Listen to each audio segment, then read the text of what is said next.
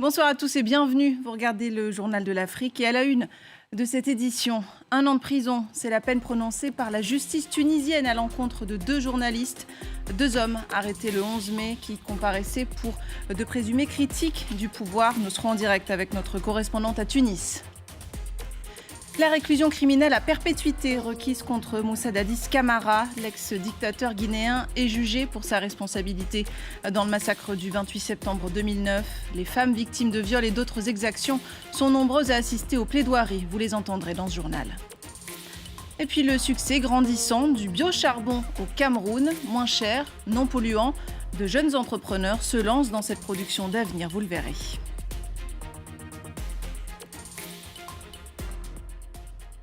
Et on prend donc tout de suite la direction de la Tunisie où le verdict est tombé dans le procès des 2 journalistes arrêtés le 11 mai dernier. Ils écopent d'1 an de prison. Lilia Blaise, vous êtes à Tunis. Les 2 hommes comparaissaient pour avoir présumément critiqué le pouvoir. Alors oui, et le verdict a été confirmé ce soir. Il s'agit donc de 6 mois de prison ferme multipliés par 2, car chacun des accusés ont été condamnés dans le cadre de 2 affaires différentes.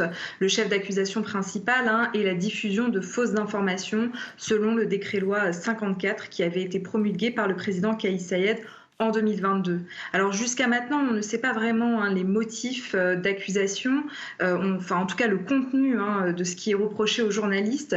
On sait que c'est leurs propos critiques du pouvoir sur les réseaux sociaux et à travers leurs émissions, mais aussi même le soutien qu'a exprimé l'un d'eux sur le réseau social Facebook, Mourad Zridi, à l'égard d'un collègue à lui, journaliste Mohamed Bouraleb, qui est emprisonné depuis le mois d'avril, également condamné à 6 mois de prison ferme dans le cadre d'une autre affaire. Alors, une audience s'est déroulée ce mercredi où les journalistes ont dit assumer finalement leurs propos, revendiquant le fait qu'ils ne prenaient ni un côté ni un autre. Comme a dit Mourad Zridi, je ne suis ni un opposant ni un partisan du président.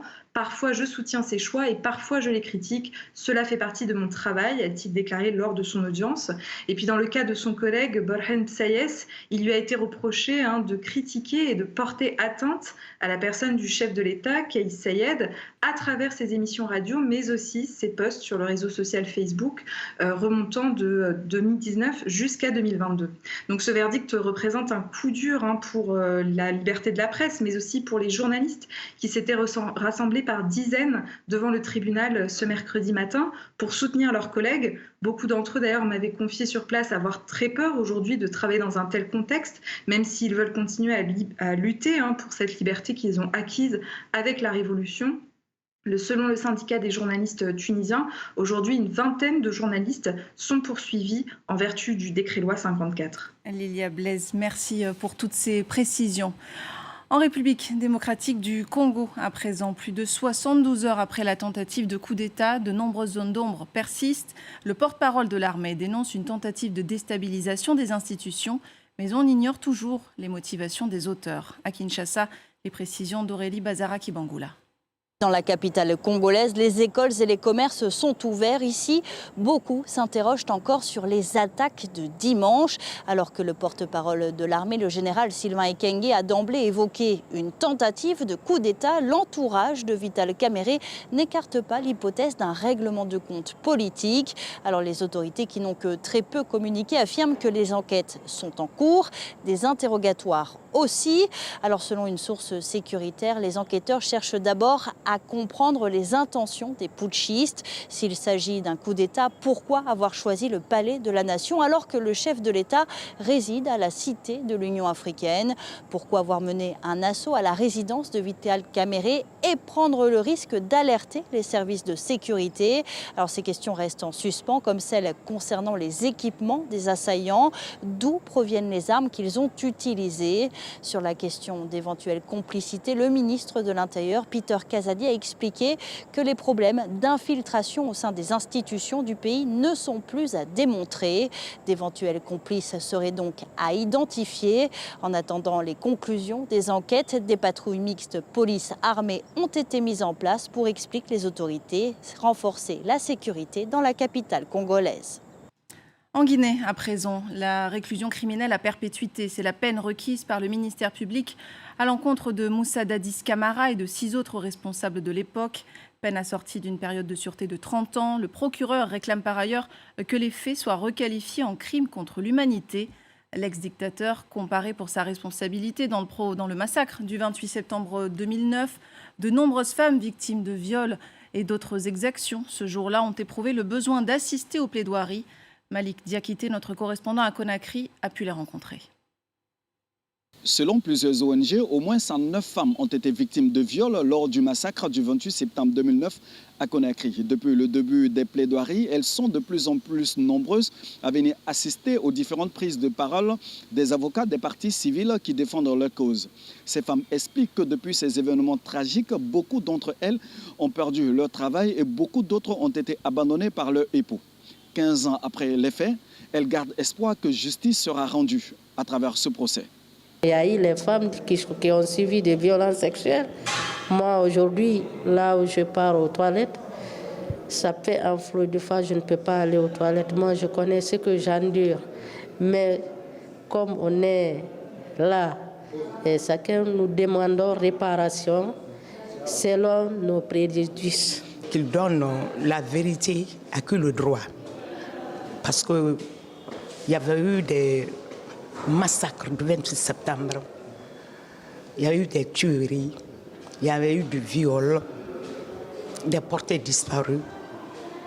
Donc tout ce que nous voulons aujourd'hui, on voulait à ce qu'on donne la vérité à qui le droit. Ces femmes sollicitent aussi auprès des autorités guinéennes la mise en place d'une politique de réparation afin de leur permettre de se reconstruire. Et en bref, dans le reste de l'actualité, toujours en Guinée, 4 radios se voient retirer leur agrément. Il s'agit d'Espace FM, FIM FM, Suite FM et Joma FM, mais aussi Joma TV. Décision des autorités de transition qui invoque un non-respect du contenu des cahiers des charges, sans donner plus de précision. Les ondes des radios concernées étaient déjà brouillées depuis novembre dernier. Au Tchad, la démission du Premier ministre, un peu plus de 2 semaines après sa défaite à la présidentielle. Succès Masra, qui avait saisi le Conseil constitutionnel dénonçant des résultats falsifiés, a finalement reconnu la victoire de Mahamat Idriss Déby. Et puis présidentielle à venir au Rwanda, ce sera le 15 juillet. Et l'opposant Franck Abizena dépose sa candidature. Le fondateur du Parti Vert démocratique, seul parti d'opposition autorisé dans le pays, est le 2e candidat après Paul Kagame a déposé son dossier. Moins cher, non polluant, la production de biocharbon est en plein essor dans le monde et notamment au Cameroun où la demande en énergie est croissante. Ce combustible végétal est aussi une alternative à la destruction des forêts. À Yaoundé, voyez ce reportage signé Marcel Amoko, André Yakana, Pamela Ngono et Perez Bala. Ramassage d'ordures ménagères dans ce quartier de Yaoundé. 3 fois par semaine, une équipe de l'entreprise Tema, dirigée par Steve, vient collecter ses pots de bananes plantains. Vous ramassez, vous mettez dans le sac. 1 tonne de ces déchets est ainsi ramassée à chaque passage. C'est la matière première qui servira à la fabrication d'un charbon moins polluant dans un pays où la consommation annuelle est estimée à 375 000 tonnes par an. On collecte les épluchures, on se rassure juste de ne pas mélanger dans les épluchures le plastique. On ramasse aussi les tiges qu'on exploite. On exploite les tiges à part, on exploite les épluchures à part pour avoir le charbon écologique. Quelques kilomètres plus loin, sur ce site en plein air, ces pots de bananes sont séchés au soleil. Nous, on a amassé 3 jours pour que ça se sèche. Elles sont ensuite carbonisées à très haute température pour obtenir une poudre. Mélangée à ce liquide stabilisateur, elle va permettre de produire 3 tonnes de charbon écologique par mois. Une fabrication artisanale qui vise 2 objectifs: recycler les ordures ménagères et réduire la déforestation liée à l'utilisation du charbon de bois. En produisant déjà du charbon écologique qui est fait d'abord en base des déchets, qui est la matière première qui ne manque jamais, donc nous avons ça en abondance.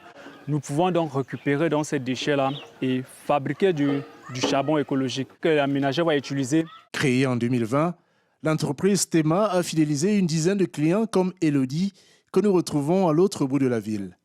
Cette mère de famille a changé ses habitudes de cuisson après avoir découvert le charbon écologique il y a 6 mois. Ce charbon ne fume pas, ça ne salit pas les marmites comme le charbon de bois. Le prix d'achat de ce charbon est moins. Le marché camerounais du charbon pèse près de 17 milliards de francs CFA, environ 28 millions de dollars par an. La demande croissante en énergie menace les forêts et accélère le réchauffement climatique. Un cercle vicieux que tentent d'inverser les fabricants d'un charbon moins polluant. Et c'est la fin de cette édition. Merci de votre présence. L'information continue sur France 24.